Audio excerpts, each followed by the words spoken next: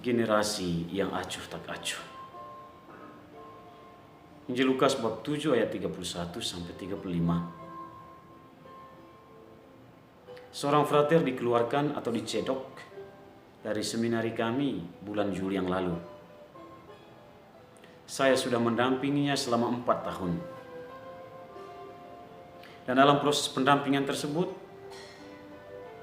biasanya ketika dia melakukan kesalahan, saya memanggilnya ke kantor saya dan berbicara dengannya, berbicara dalam nuansa persaudaraan. Saya menasihatinya dan mengoreksinya dengan harapan dia perlahan-lahan berubah. Namun sayangnya, hampir setiap kali saya menasihatinya dan mengoreksinya, dia sulit menerimanya. Karena dia menganggap diri selalu benar dan tidak bersalah. Autosuffisance. Itulah ungkapan dalam bahasa Prancis. Karena dia susah menerima koreksi dan nasihat dari para pembina, akhirnya kepribadiannya lebih buruk dari tahun-tahun sebelumnya. Dia sulit memberi salam kepada sesama, termasuk kepada para pembina.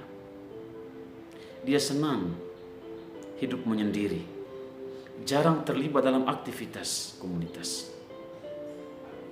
Dia begitu cepat marah ketika teman-temannya berbicara tentang kelemahannya. Melihat karakternya demikian, akhirnya dia mewajibkan saya untuk tidak merekomendasikannya ke tahap formasi selanjutnya. Artinya dia mewajibkan saya untuk mengeluarkannya dari seminari. Dan itulah yang terjadi. Generasi acuh tak acuh. Yesus menjumpai generasi seperti itu. Orang-orang Farisi dan ahli-ahli Taurat termasuk dalam generasi yang acuh tak acuh. Mereka acuh tak acuh terhadap Yesus dan terhadap Yohanes Pembaptis. Yohanes Pembaptis diutus oleh Allah untuk menyiapkan jalan bagi Tuhan dan mewartakan pertobatan. Yohanes Pembaptis mewartakan pertobatan dengan memberikan kesaksian hidup yang baik. Dia pergi ke padang gurun, berdoa di sana dan bermati raga. Dia menunjukkan pola hidup yang sederhana. Dia makan belalang dan gembira dengan situasi yang dimilikinya. Dan orang-orang Farisi, ahli-ahli Taurat, menganggap dia sebagai orang gila, orang yang kerasukan setan. Mereka tidak melihat pesan atau nilai di balik pewartaan Yohanes Pembaptis. Lalu Yesus sendiri datang. Dia makan dan minum bersama orang-orang berdosa, bersama dengan pemungut-pemungut cukai dan pelacur. Dengan makan bersama mereka, Yesus menunjukkan solidaritasnya dan cinta kasihnya kepada orang-orang tersebut. Dan Yesus berharap bahwa ahli-ahli Taurat dan orang-orang Farisi harus solider dan mencintai sesama, terutama mereka yang dipinggirkan dari kehidupan bersama, mereka yang lemah dan ditindas. Namun mereka menutup mata terhadap semua hal yang Yesus lakukan. Dan mereka menilai Yesus sebagai pelahap perakus. Yesus membandingkan orang-orang Farisi dan ahli Taurat seperti anak-anak di pasar yang duduk tanpa menghiraukan peristiwa-peristiwa yang terjadi dan juga orang-orang yang ada di sekitar mereka. Generasi yang acuh tak acuh. Itulah generasi dari orang-orang Farisi dan ahli-ahli Taurat. Orang-orang yang acuh tak acuh biasanya selalu berpikir negatif tentang sesama. Mereka biasanya tidak menerima kehadiran sesama dan tidak mengakui kebaikan yang ada dalam diri sesama.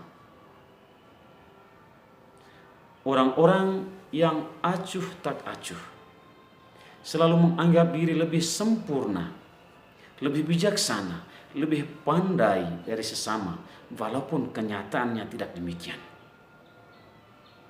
Orang-orang dari generasi yang acuh tak acuh biasanya sulit berdialog dan berkomunikasi dengan sesama. Padahal berdialog dan berkomunikasi dengan sesama merupakan salah satu kebutuhan dasar yang menggembirakan kehidupan mereka.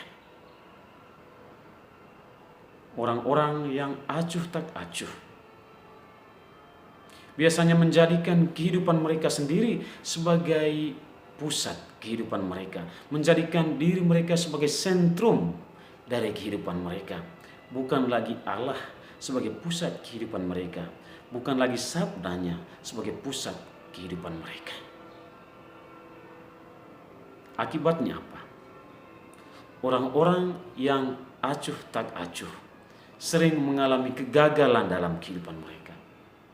Mereka sulit mengalami transformasi dan kemajuan dalam kehidupan mereka. Mereka sering mengalami kegagalan. Mari kita berdoa untuk mereka.